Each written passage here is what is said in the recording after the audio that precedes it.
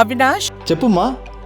దగ్గరలో ఉన్న మెడ్ప్లస్ కు వెళ్ళి మెడ్ప్లస్ బ్రాండ్ మెడిసిన్స్ అని అడిగి కొనుక్కునరా. అక్కడ 50 to 80% తగ్గింపుకు వస్తుంది. మీరు తీసుకునే అదే మందులు, అదే నాణ్యమైన మందులు, కానీ సగం ధరకే.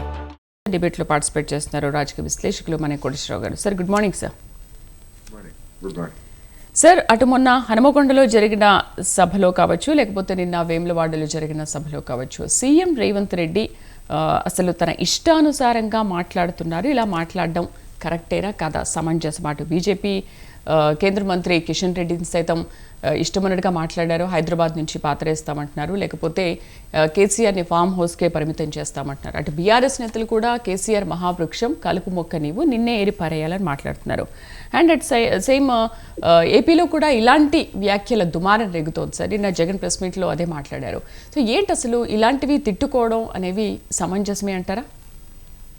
రెండు తెలుగు రాష్ట్రాల్లో కూడా ఈ తిట్ల రాజకీయం అనేటువంటిది ఆంధ్రప్రదేశ్ లో మొదలైనటువంటి తిట్ల రాజకీయం తెలంగాణకు సాగింది. అక్కడ 2 పార్టీలు లేదా 3 పార్టీలు, అంటే ఆంధ్రప్రదేశ్ లో ప్రధానంగా జనసేన, తెలుగుదేశం, వైసీపీ ప్రధానంగా తిట్టుకున్నారు. సరే, జనసేన కూడా మధ్య మధ్యలో అప్పుడప్పుడు వచ్చింది. ఇక్కడికి వచ్చేసరికి 3 పార్టీలు 3 స్తంభాలాట నడుస్తూ ఉంది. అందుకని ఏ నాయకుడు కేంద్ర నాయకుడా, రాష్ట్ర నాయకుడా, లేకపోతే గల్లీ నాయకుడా అనేటువంటి దాంతో నిమిత్తం లేకుండా ఇష్టం వచ్చినట్టు వాళ్ళు మాట్లాడుతున్నారు అనేటువంటిది.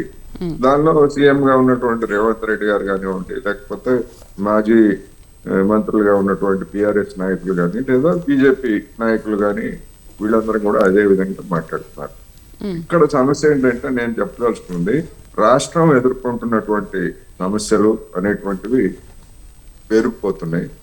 రెండోది, కాంగ్రెస్ పార్టీ అధికారానికి రాకముందు ఇచ్చినటువంటి వాగ్దానాలని అమలు జరపడంలో కొంత వెనుకబడింది. కొన్నిటిని అమలు జరిపింది, మిగిలినటువంటి వాటిని ఎప్పుడూ అమలు జరిపేది ఒక రోడ్ మ్యాప్ ప్రకటించాలని చెప్పేసి అనేక మంది కోరుతున్నారు.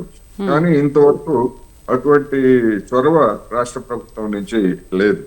ఉదాహరణకి వ్యవసాయ కార్మికులకు ఇస్తా ఉన్నటువంటి నిధులు కానీ, లేదా దళిత బంధుని 10 లక్షలు కాదు 12 లక్షలు చేస్తామని చెప్పారు.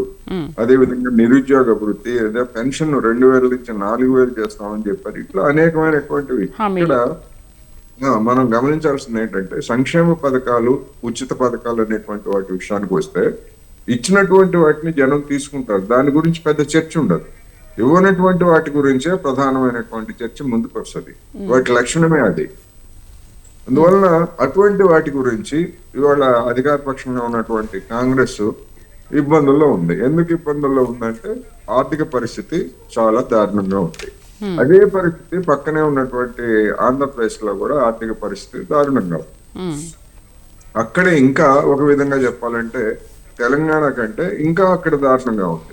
అందుకని చంద్రబాబు నాయుడు గారు 4 నెలలు అధికారానికి వచ్చిన తర్వాత 4 నెలలకు కానీ బడ్జెట్ ని ప్రవేశపెట్టలేకపోయారు. ఆ ప్రవేశపెట్టినటువంటి బడ్జెట్ లో కూడా 68,000 కోట్ల లోటు ఉందని చెప్తే, ఆ 68,000 కోట్లు ఎట్లా తీసుకొస్తారు? కేంద్రం నుంచి గ్రాంట్స్ తీసుకొస్తారా, లేకపోతే రాష్ట్రంలో అల్లావుద్దీన్ అద్భుత దీపం లాగా మార్చినాటికి ఏదైనా సంపదని సృష్టిస్తారా 68,000 కోట్లు? లేకపోతే జనం మీద పన్నుల భారం వేసి మోస్తారా అనే దానికి ఎక్కడ లేదు. అదేవిధంగా వాళ్ళు ప్రకటించినటువంటి సూపర్ 6 వాటి అమలుకు సంబంధించి కూడా లేదు. సేమ్ అదే పరిస్థితి తెలంగాణలో కూడా ఉంది కనుక ఈ మాటల యుద్ధం అనేటువంటి దాంతో ఇది మొదలు పెడితే, ఇప్పుడు మన పొంగులేటి శ్రీనివాసరెడ్డి గారు దీపావళికి ముందు బాంబులు పెడతాయి అది ఇది అని చెప్పారు. ఇటువంటి అన్ని కూడా ఏంటంటే డైవర్షన్ పాలిటిక్స్ లో భాగం. అదే విధంగా చంద్రబాబు మన రేవంత్ రెడ్డి గారు కూడా ఆయన కూడా మాటల మాంత్రికుడే. నరేంద్ర మోడీ ఎట్లాగైతే మాటల మాంత్రికుడో, రేవంత్ రెడ్డి గారు కూడా అదే విధమైనటువంటి మాటల మాంత్రికుడు. అందువలన మాటలతోటి లేదా తర్క విరుద్ధమైనటువంటి వాదనలతోటి దాడి చేయడం అనేటువంటిది ఇవాళ తెలంగాణలో జరుగుతుంది. అందుకని ఈ పరిస్థితిని జనం ఎట్లా చూస్తారు ఏమిటి అనేటువంటిది రాబోయేటువంటి స్థానిక సంస్థల ఎన్నికల్లో మనకి ఒక స్పష్టత అనేటువంటిది వస్తుంది. ఇప్పుడు ఇచ్చినటువంటి వాటితోటి సంతృప్తి చెందుతారా, లేదా ఇవ్వనటువంటి వాటి గురించి అసంతృప్తి చెందుతారా? మనకు తెలుసు కదా, హాఫ్ గ్లాసు అర గ్లాసు సిద్ధాంతం. అర గ్లాసు నిండిందని కొంతమంది సంతృప్తి చెందితే, అర గ్లాసే కదా నిండిందని అసంతృప్తి చెందేటువంటి వాళ్ళు కూడా ఉంటారు. అదే విధంగా అదే లక్షణం ఈ సంక్షేమ పథకాలకు కూడా ఉంటుంది. అందుకని రేవంత్ రెడ్డి గారు ఎన్ని కబుర్లు చెప్పినా కానివ్వండి, ఆయన ఉద్యోగులతోటి చెప్పినటువంటి మాటను మనం మర్చిపోకూడదు. వచ్చే ఏడాది మార్చి వరకు ఆర్థిక విషయాలకు సంబంధించి అంటే డిఏ బకాయిలు కానివ్వండి, లేకపోతే పిఆర్సి గురించి కానీ, లేదా ఇతరత్ర బకాయిల గురించి కానీ నన్ను అడగొద్దు అని ఆయన కుండ బదులు కొట్టినట్టు చెప్పాడు. కానీ సార్, ఇప్పుడు ఈయన కూడా 10 ఏళ్ల పాలనలో మీరు చేసి చూపించని పనులన్నీ కూడా మేము 10 నెలల పాలనలోనే చేసి చూపించామనంటే, మీరు ఇంతకుముందు చెప్పినట్టు రుణమాఫీ కావచ్చు, లేకపోతే ఉచిత సిలిండర్ కూడా అందరికీ అందట్లేదు. అసలు అది ఎక్కడ అమలు అయినా కూడా ఎక్కడ ఎవరికి అందట్లేదు. అండ్ రుణమాఫీ ఇంత అని చెప్పి ఇంత చేశారు.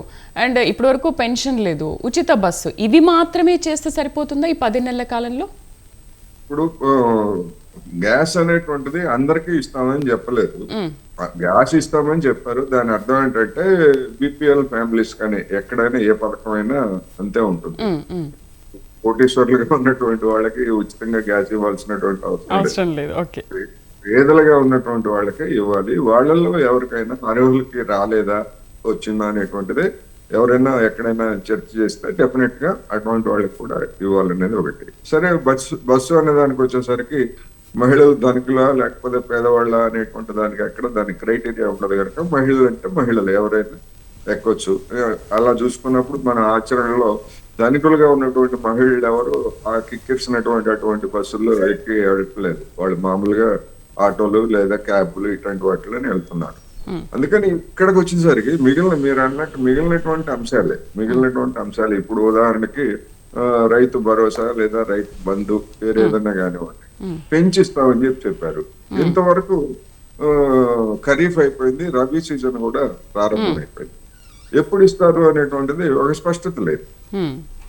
అదేవిధంగా రైతు రుణమాఫీ అనేటువంటి 18,000 కోట్లు చేశారు. అది దేశంలో ఏ రాష్ట్ర ప్రభుత్వం చేయని మాట వాస్తవం, అది ఒక ఫ్యాక్ట్. మిగిలినటువంటి వాళ్ళకి దానికి ఎందుకని ఇన్ని రోజులు సాంకేతిక పరమైనటువంటి కారణాలా లేకపోతే ఇంకో కారణాలా అనేటువంటిది ఆగస్టు పోయి ఇప్పుడు డిసెంబర్ రాబోతా ఉంది. ఎన్ని రోజులకి ఎప్పుడు ఇస్తారు అనేటువంటిది వాళ్ళ మంత్రులు ఏం చెప్తారు? 12,000 కోట్లు అక్కడే ఉంది అని చెప్తారు. 12,000 కోట్లు అక్కడుంటే ఉపయోగం ఉంది, రైతులకు రావాలి కదా.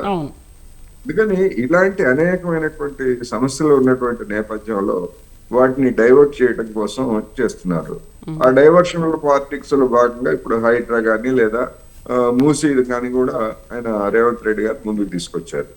దానిలో తగిలినటువంటి ఎదురు దెబ్బలు లేదా దానిలో ప్రభుత్వం డిఫెన్స్ లో పడింది ఒక విధంగా. ఎందుకంటే మూసీలో మీరు ప్రాజెక్ట్ ఏం చేస్తారో, మూసీని సుందరీకరించి ఏం చేస్తారో ఏటో అనేటువంటిది డిపిఆర్ లేకుండా చేయడంతో అది జనంలో కూడా రియాక్షన్ వచ్చింది. ఏంటి ఇంత ఏమి లేకుండా ఇదేంటి ఇంత హడావుడి చేస్తున్నారు, అందుకని దాన్ని ప్రస్తుతానికి పక్కన పెట్టారు.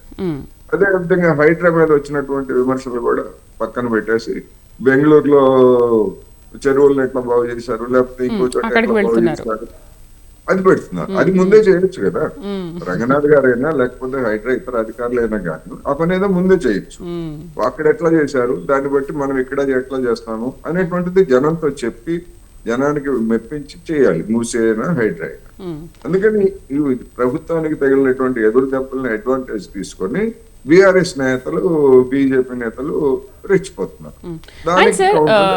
హరీష్ రావు అన్నట్టు కేసీఆర్ భయం పట్టుకుందా రేవంత్ రెడ్డికి? అండ్ ప్రభుత్వంలో ఉన్న కాంగ్రెస్ నేతలకే అసలు మింగుడు పడ్డం లేదు, వాళ్లే చాలా రేవంత్ రెడ్డి పైన అసంతృప్తిగా ఉన్నారనే విషయం కూడా హరీష్ రావు ప్రస్తావించారు. నిజంగా ఆయన భయం పట్టుకుందా? నిజంగా కాంగ్రెస్ నేతలందరూ కూడా ఆయన మీద అసంతృప్తిగా ఉన్నారంటారా? అవన్నీ బీఆర్ఎస్ ఆడుతున్నటువంటి ఒక మైండ్ గేమ్. ఇప్పుడు 2 తెలుగు రాష్ట్రాల్లో ఒక మైండ్ గేమ్ నడుస్తుంది. ఏమిటి అంటే ఇక్కడ కేసీఆర్ అసెంబ్లీకి వస్తాడా రాడా, అసెంబ్లీ సమావేశాలు ఇంకా ప్రారంభం కాలేదు కనుక గతంలో రాలేదు, ఇప్పుడు వస్తాడా రాడా అనేటువంటిది సమస్య. అందుకనే మీరు అసెంబ్లీకి రండి మనం మాట్లాడదాం అంటారు. ఆ విషయం చెప్పకుండా కేసీఆర్ ని చూసి మీరు ఎందుకు భయపడుతున్నారని చెప్పేసి బీఆర్ఎస్ నాయకుడు. ఆ వాదనకి అర్థం లేదు. రేపు అసెంబ్లీ సమావేశాలు ఎట్లాగో జరగాలి, ఈ నవంబర్ లోనో లేకపోతే డిసెంబర్ ఫస్ట్ వీక్ లోనో ఎప్పుడు జరుగుతాయి, శీతాకాల సమావేశాలు జరగాలి. వచ్చి ఆయన ఏమి నిలదీస్తాడు ప్రభుత్వాన్ని అనేటువంటి ఒకటి. పక్కనే ఉన్నటువంటి ఆంధ్రప్రదేశ్ లో అది మరీ విచిత్రమైనటువంటి పరిస్థితి. నాకు ప్రతిపక్ష హోదా ఇస్తే తప్ప నేను అసెంబ్లీకి రాను, నేనే కాదు మా వాళ్ళు ఎవరు రారు అని చెప్పేసి ఆయన అక్కడ భీష్మించి కూర్చున్నారు. అసలు ఈ విధమైనటువంటి మంకుపట్ట, లేకపోతే ఒక విధంగా చెప్పాలంటే బుర్రలేనితనం, 10% సభ్యులుగా లేకపోయేట్లయితే గుర్తింపు పొందినటువంటి ప్రతిపక్షం ఉండదు.